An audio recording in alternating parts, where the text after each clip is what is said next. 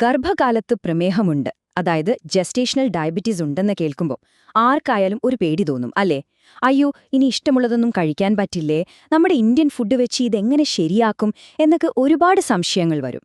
എന്നാൽ പേടിക്കേണ്ട, ഒരു കാര്യവുമില്ല. വളരെ സിമ്പിളായി നമ്മുടെ അടുക്കളയിൽ നിന്ന് തന്നെ ഇത് മാനേജ് ചെയ്യാം. അതെങ്ങനെയാണെന്ന് നമുക്ക് നോക്കാം. ആദ്യം തന്നെ നമുക്ക് ഈ ഒരു കാര്യം മനസ്സിലങ്ങ് ഉറപ്പിക്കാം. ഡോക്ടർ പ്രശാന്ത് പറയുന്നത് പോലെ GDM മാനേജ്മെന്റ് എന്ന് പറഞ്ഞാൽ പട്ടിണി കിടക്കലല്ല, ഭക്ഷണം കുറയ്ക്കുകയുമല്ല വേണ്ടത്. പകരം ശരിയായ ഭക്ഷണം ശരിയായ അളവിൽ ശരിയായ സമയത്ത് കഴിക്കുക എന്നതാണ്. ഇതൊരു ശിക്ഷയല്ല, നമുക്കും നമ്മുടെ കുഞ്ഞിനും വേണ്ടിയുള്ള ഒരു സ്മാർട്ട് ചോയ്സാണ്. ഈ കാണുന്ന നമ്പർ ഇത് വെറുമൊരു കണക്കല്ല, ഇത് ശരിക്കും നിങ്ങൾക്ക് ഒരുപാട് ആശ്വാസം തരുന്ന ഒന്നാണ്. എന്താണെന്നല്ലേ? അതെ, GDM ഉള്ളവരിൽ ഏകദേശം 75 മുതൽ 80% പേർക്കും മരുന്നിന്റെ ഒന്നും ആവശ്യമില്ല. വെറും ഭക്ഷണക്രമവും ലഘുവായ വ്യായാമവും കൊണ്ട് മാത്രം ഇത് പൂർണ്ണമായി നിയന്ത്രിക്കാൻ പറ്റും. ഇതിനെയാണ് നമ്മൾ മെഡിക്കൽ ന്യൂട്രീഷൻ തെറാപ്പി അഥവാ MNT എന്ന് പറയുന്നത്. അതുകൊണ്ട് ശരിയായ രീതി പിന്തുടർന്നാൽ പേടിക്കാനൊന്നുമില്ല. അപ്പോ ഈ പറയുന്ന ഭക്ഷണ നിയന്ത്രണം അത്ര വലിയ തലവേദന പിടിച്ച പണിയാണോ? ഒരിക്കലുമല്ല. അതിനൊരു എളുപ്പവഴിയുണ്ട്. നമ്മുടെ എല്ലാവരുടെയും കയ്യിലുള്ള ഒരു സീക്രട്ട് വെപ്പൺ. അതാണ് സിമ്പിൾ GDM പ്ലേറ്റ്. നമ്മൾ പറഞ്ഞു ശരിയായി ഭക്ഷണം കഴിക്കണമെന്ന്. അപ്പോ എന്താണ് ഈ ശരിയായ രീതി? ഇത് വളരെ ലളിതമാണ്. നമുക്ക് നോക്കാം എന്താണ് ആ രഹസ്യമെന്ന്. ഇതാണ് ആ ഒരൊറ്റ നിയമം, പ്ലേറ്റ് മെത്തേഡ്. നിങ്ങളുടെ പ്ലേറ്റ് ഒന്നെടുത്ത് സങ്കല്പിക്കൂ.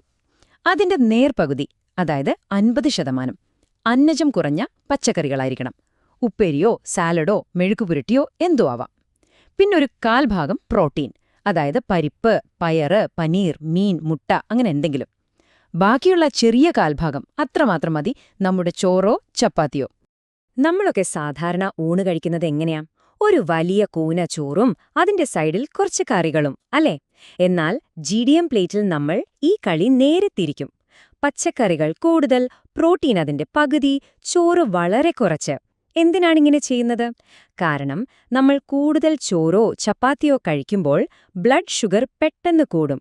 ഈ അധികമുള്ള പഞ്ചസാര നേരെ പ്ലാസന്റ വഴി കുഞ്ഞിലേക്കാ പോകുന്നത്. അത് കുഞ്ഞിന് അമിതവണ്ണം ഉണ്ടാക്കാൻ കാരണമാകും. ശരി, എന്ത് കഴിക്കണമെന്ന് നമ്മൾ പഠിച്ചു. ഇനി അടുത്ത പ്രധാനപ്പെട്ട ചോദ്യം, എപ്പോൾ കഴിക്കണം?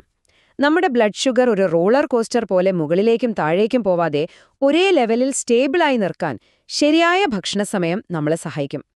അപ്പോ 3 നേരം വലിച്ചുവാരി കഴിക്കുന്നതിന് പകരം നമ്മളിനി 6 കുഞ്ഞു മീൽസാണ് കഴിക്കാൻ പോകുന്നത്. ഒരു സാമ്പിൾ ടൈം ടേബിൾ നോക്കിയാലോ? രാവിലെ ഒരു 8 മണിക്ക് നല്ല പ്രോട്ടീനുള്ള ബ്രേക്ക്ഫാസ്റ്റ്, പിന്നെ 11 മണിക്ക് ചെറിയൊരു സ്നാക്ക്, ഉച്ചയ്ക്ക് 1:30ക്ക് നമ്മുടെ പ്ലേറ്റ് മെത്തേഡ് വെച്ചുള്ള ഊണ്, വൈകുന്നേരം ഒരു 4:30 മണിക്ക് വീണ്ടും ഒരു സ്നാക്ക്, രാത്രി 8 മണിക്ക് ലൈറ്റായിട്ടുള്ള ഡിന്നർ, ഒടുവിൽ ഉറങ്ങുന്നതിന് മുൻപ് രാത്രി 10:30ക്ക് ഒരു ഗ്ലാസ് പാൽ. ഇങ്ങനെ ചെയ്യുമ്പോൾ ഷുഗർ ലെവൽ പെട്ടെന്ന് കൂടുകയോ കുറയുകയോ ചെയ്യില്ല. ഇതില് പലർക്കും ഒരു അബദ്ധം പറ്റാറുണ്ട്. രാത്രിയിലെ ആ ബെഡ് ടൈം സ്നാക്ക്, അത് ഒഴിവാക്കാം എന്ന് കരുതും. പക്ഷെ അതാണ് ഏറ്റവും വലിയ തെറ്റ്. രാത്രി ഭക്ഷണം കഴിഞ്ഞ് രാവിലെ വരെ വലിയ ഗ്യാപ്പ് വരുമ്പോൾ നമ്മുടെ ശരീരം തന്നെ പഞ്ചസാര ഉൽപ്പാദിപ്പിക്കാൻ തുടങ്ങും. ഇതാണ് രാവിലെ ഫാസ്റ്റിംഗ് ഷുഗർ കൂടാൻ കാരണം. അതുകൊണ്ട് ആ ഒരു ഗ്ലാസ് പാല് മറക്കല്ലേ.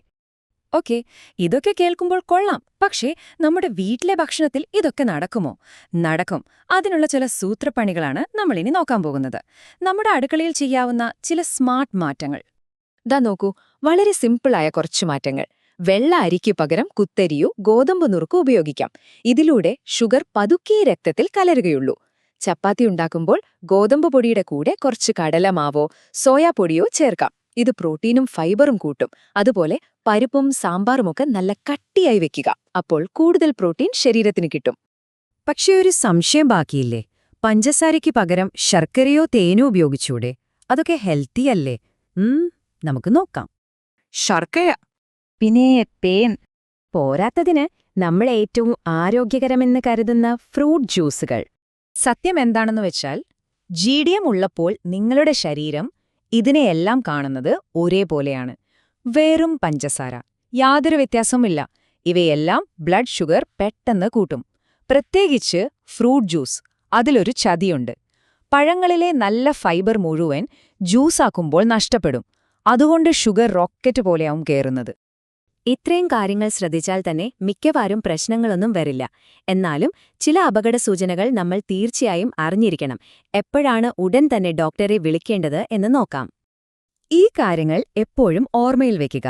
രാവിലെ വെറും വയറ്റിലുള്ള ഷുഗർ തുടർച്ചയായി 95-ൽ കൂടുതലാണെങ്കിൽ, ഭക്ഷണം കഴിച്ച് 2 മണിക്കൂർ കഴിഞ്ഞിട്ടും ഷുഗർ 120-ൽ കൂടുതലാണെങ്കിൽ, നിങ്ങൾക്ക് വിറയലോ അമിതമായ വിയർപ്പോ ആശയക്കുഴപ്പമോ ഉണ്ടായാൽ, കുഞ്ഞിന്റെ അനക്കം പെട്ടെന്ന് കുറയുന്നതായി തോന്നിയാൽ, അല്ലെങ്കിൽ നിങ്ങളുടെ ഭാരം കുറയുകയാണെങ്കിൽ, ഇവയിലേതെങ്കിലും ശ്രദ്ധയിൽപ്പെട്ടാൽ ഒട്ടും വൈകരുത്, ഉടൻ ഡോക്ടറെ ബന്ധപ്പെടണം.